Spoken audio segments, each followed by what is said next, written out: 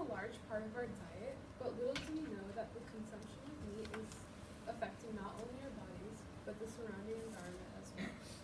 Meat is easily accessible, cheap, and tastes great, but the amount of meat we consume as a population is just too high. How many of us consume meat once a day, or even every time we eat at a restaurant? Each of you know a place where you can buy a meal with meat in it for as little as a couple dollars. The truth is, we produce meat at an extraordinary rate for little benefit. According to Vegetarian Times, in an article, Vegetarianism in America, they reported that 3.2% of adults follow a vegetarian-based diet, and 0.5% of those are vegans. Along with this, they reported that 10% of U.S. adults say they largely follow a vegetarian-inclined diet. This results in a remainder of 86.3% of people who ultimately consume meat. After further conducting research deeper into this topic, and also as people that have all had some experience with vegetarianism or meat consumption, we all can now understand the problems of meat production and consumption. We should consume less meat because it destroys the environment, is unhealthy in certain amounts, and is an ineffective way to feed ourselves. First, we will talk about why we should limit the consumption of meat and how crucial it is to us. Then, we will share how we can reduce the consumption of meat, and finally, we will reveal the benefits and consequences of limiting meat consumption along with the outcome of a transformed lifestyle and environment. According to the book Bioethics by Bruce Jennings, meat is the most inefficient way to feed ourselves. Meat production is a huge resource sink with little gain. There are over 70 billion farm animals raised for food each year, which is why 83% of all farmland is used to make food for them. This adds up to 25% of Earth's total land area just to produce meat. According to the environmental research letters, a single kilogram of beef needs 25 kilograms of grain and may use up to 15,000 liters of water. Imagine if you went to Costco and you tried to buy a kilogram of beef, and the cashier said, that'll be 15,000 1-liter bottles of water and 25 giant bags of grain. You would rethink that purchase because you do not have the resources to purchase the meat. This is the crux of the problem, because we do not have the resources to continually eat meat. Of all the foods, animal products are the least nutritious for our diets. According to the book Chew on This by Charles Wilson, livestock typically converts less than 10% of the protein and calories it eats into meat. This means that we are losing roughly 90% of the nutrients we could gain from eating plants, and meat only makes up 18% of the calories that humans eat. In this slide, it shows all of the plants that we create, and it shows the calories that they have, and all of the animals that eat them. Every single arrow that you see that is pointing downwards is a loss of calories in the form of heat, because the animals have to heat their bodies up. The tiny sliver of an arrow that you can see at the end there is what we get at the very end, and what we get when we eat these animals.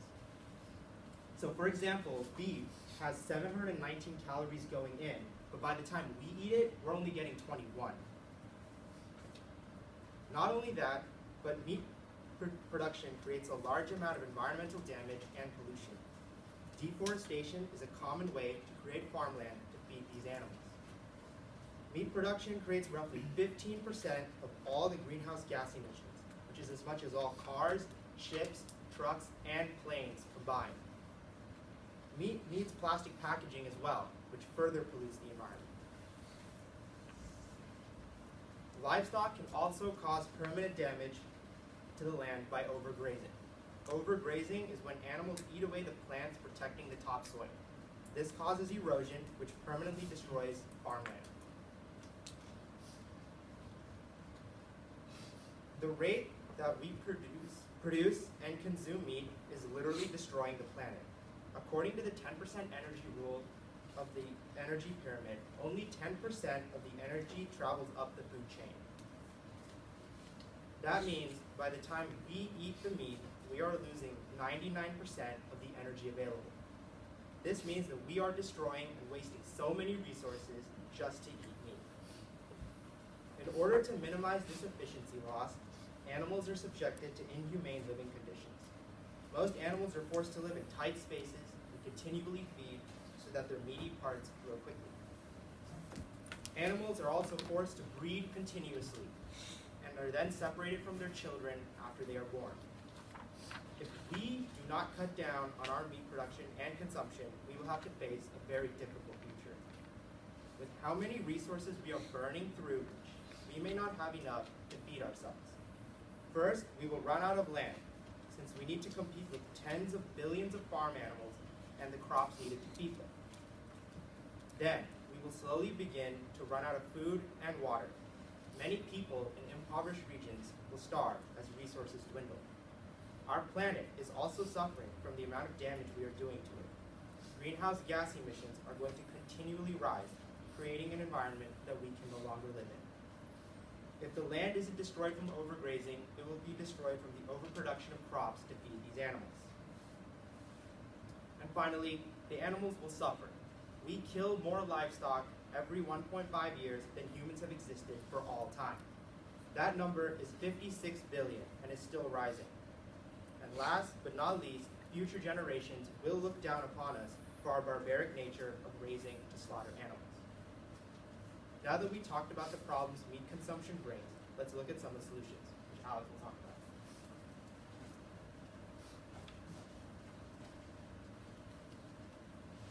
The plan for action is very simple. Reduce your meat consumption. By simply cutting down to just 3 meals of meat a week, you can make a huge difference in the world today when it comes to how meat is consumed by everybody. According to the book Chew on This by Charles Wilson, the food we save by cutting down on meals just 3 times a week can feed an additional 3.5 billion people in the world on a daily basis. If you cut down on meat consumption, the demand for meat is driven down, and this means that meat producers will reduce supply in order to meet demand. Meat production will be reduced, and the planet will be saved in the long run. If you do end up purchasing meat, make sure that you take into account several factors that can help you in maintaining your health and the environment. Eating organic food is a good way to know that what you're eating has been handled correctly before it was given to you, and hasn't been chemically altered by substances that are harmful to you and the environment. Lab-grown meat is a possible alternative to regular meat that has grown in popularity alongside advances in technology. It is better for the environment, and it eliminates the suffering that livestock have to endure when becoming food. If you are to buy meat, try to buy meat from a source that is well respected for using all natural ingredients and treating its livestock properly and cruelty-free. And finally, the most environmentally safe meats are beef and chicken, as the 2 animals that these meats come from effectively turn their vegetable diet that they eat into the meat that you will later be eating, making their meal more environmentally friendly and overall better for your body. The next step is to spread the message. Talking to friends is one of the best ways to get your message spread. Friends are the most likely people to listen to what you have to say, and on top of that, if they support your message and eating less meat, it is more likely that they will tell their friends as well. In the modern age, social media is also where most major movements are started. By creating a campaign on the internet, the message that you want to spread cannot just be seen amongst your peers and their peers, but on a global scale. And finally, by getting other people to help you push your message, you can join one of the various activist groups in our society who can give you the numbers you need to help push your cause to a wider audience. This plan will work because it is the easiest to adopt. According to the book Bioethics by Bruce Jennings, getting people to even think about not eating meat for just 1 meal is a victory. The 1 meal might seem insignificant. Any lessening of meat consumption makes an impact, no matter how small. And beginning to utilize this diet 1 day at a time makes it easier to expand into your routine further in the future. If you can convince even one other person to rethink their meals, that is an even greater win. Spreading of this idea of less meat consumption can create a domino effect amongst people that will have more and more people over time implementing this diet into their daily life. domino effect of this movement should not be underestimated. The spread of a movement among peers and their mutual friends is unlimited in scope, and if the movement were to spread to the internet or to another unrelated group of people, it could truly become a worldwide effort. Finally, there are many benefits to becoming vegetarian. These benefits range from saving the lives of animals to bettering your overall health to helping reduce carbon emissions within the Earth's precious ecosystem. Now that we know how to solve this problem, let's look at what happens once we do solve it. Reducing meat consumption will help many live a healthier lifestyle and improve the well-being of the environment. Lessening the consumption of meat will decrease the risk of developing diseases. According to Paul Wilson of Cambridge, there's a clear link between high consumption of meat and the risk of certain cancers and cardiovascular disease. More specifically, reduction of meat consumption in the UK population has reduced development of colon cancer by up to 12%, explained by Ange Cloden of Cambridge. As seen by these facts, consuming less meat will help you live a healthier and proactive lifestyle. As there will be a lower risk of development of illnesses. Major issue of meat consumption is the greenhouse gas emissions from meat production. According to Corvala of University of Sao Paulo, in 2003, 410,000 tons of meat consumed produced 18 million tons of CO2 emissions in Sao Paulo, Brazil. The amount of CO2 emissions is the equivalent of 2 billion gallons of gas consumed, or 44 billion miles driven by an average passenger vehicle. If that city cut meat consumption in half, there would be the equivalent of saving 1 billion gallons of gasoline. Now imagine if the whole globe cut down on meat consumption. The amount of greenhouse gases not emitted would substantially benefit the environment. I'm sure that everyone here wants to be as healthy as possible and to help the environment as much as possible. Reducing consumption of meat will help achieve those two things. Moderately cutting down on meat consumption will allow you to become healthier, as less meat means less chances of developing illnesses. Since there would be less chance of developing illnesses, the average lifespans of humans would increase. Therefore, less meat equals a healthier and longer lifespan. As stated from my colleague earlier, less meat consumption would allow for more efficient land use. More important uses such as transportation and housing would be beneficial. With the ever-growing population, more land is more important. Other resources besides land could also be put in better use, as meat production uses a substantial amount of resources such as water. Less consumption of meat means less greenhouse gas emissions. This could lead to the reduction or even the stop of global warming, which can help make the environment continue to be livable for future generations. Consequences that arise for our generation will not only affect us, but will also affect the future. So you're not only helping yourself, but also the future of mankind. If one were to not moderate their meat consumption, it would continually worsen the environment and possibly worsen your own health. Without moderating your meat consumption, health risks could arise, which can in turn reduce your lifespan. These health risks can make life more complicated, as treatments for these illnesses such as cancers and cardiovascular disease are not always a straightforward and a one-and-done situation. Not only would your bodily health be impacted, but the environment.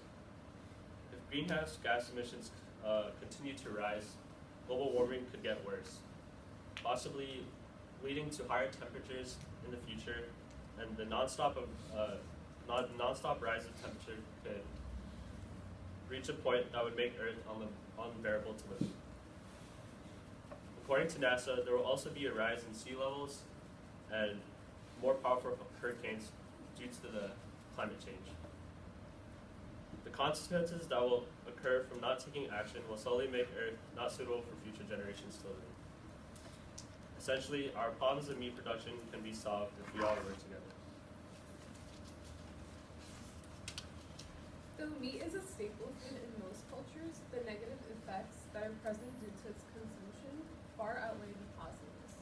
By consuming less meat, we can become more efficient, resolve many health issues, and protect our environment from excessive pollution. Even though meat tastes great and makes for a filling meal, it is something that needs to be cut back on if we are to solve or at least better the various issues related to eating it. Meatless Monday is an international campaign that encourages people to not eat meat on Mondays to improve their health and the health of the planet. By taking a day out of every week to opt out of eating meat, your body will feel better and so will the environment. It might seem hard at first, but the results will be worthwhile in the long run. Meat is causing problems that are deeply rooted, yet invisible to most. Though it might not seem like enough, you alone have the power to make change on this important matter. By cutting meat out of your diet for just one day of the week, you can help save our planet from deteriorating. By opting into this diet and spreading this message, you can make a large difference that can change this world.